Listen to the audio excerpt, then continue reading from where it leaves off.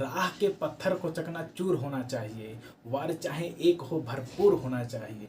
राह के पत्थर को चकनाचूर होना चाहिए, वार चाहे एक हो भरपूर होना चाहिए। सिर्फ इतना ही नहीं, वो हार अपनी मान ले, ओ हमारे सामने मजबूर होना चाहिए।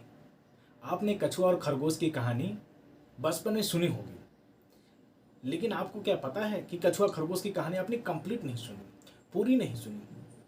आपने तो बस ये सुना कि खरगोश सो गया था और कछुआ आगे निकल गया और जीत गया। और उसके बाद की कहानी क्या है शायद ये आपने नहीं सुनी। उसके बाद की कहानी आज मैं आपको कंप्लीट बताता हूँ कि उसके बाद की कहानी क्या हुई थी। जो कि पार्ट 1 की कहानी ऐसे है कि दोनों रेस लगाते हैं, कछुआ खरगोश।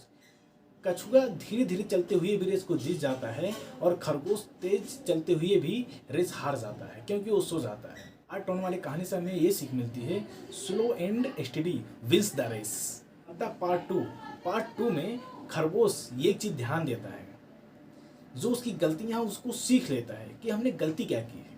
तो खरगोश बोलता है पार्ट 2 में कि अब हम फिर से रेस लगाते हैं, क्योंकि वो अपनी गलती से को सीख गया था। उसने जो गलतियां की थी उस चीज़ों को सीख गया था।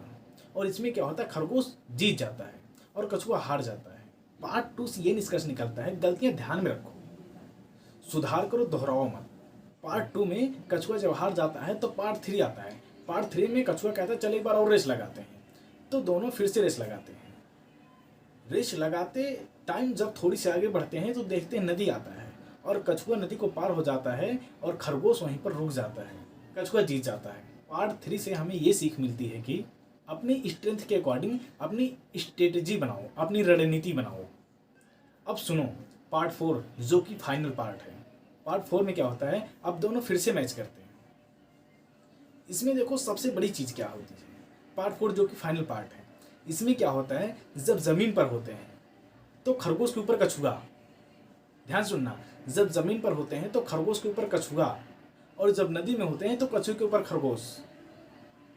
इस तरह से दोनों कम टाइम में, कम समय में अपने गोल को अचीव कर लेते हैं।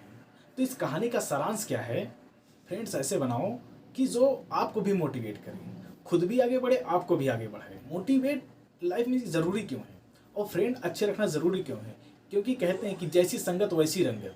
तो फ्रेंड ऐसा बनाओ कि जो आपसे अच्छा हो और वो आपके बारे में भी अच्छा सोचे। ध्यान देना कि आपको भी लॉयल रहना पड़ेगा और सामने वाले को भी लॉयल रहना पड़ेगा, तब जाके दोनों मिलकर कोई रेस जीतोगे और एक कछुए खरगोश वाली कहानी को सच करोगे।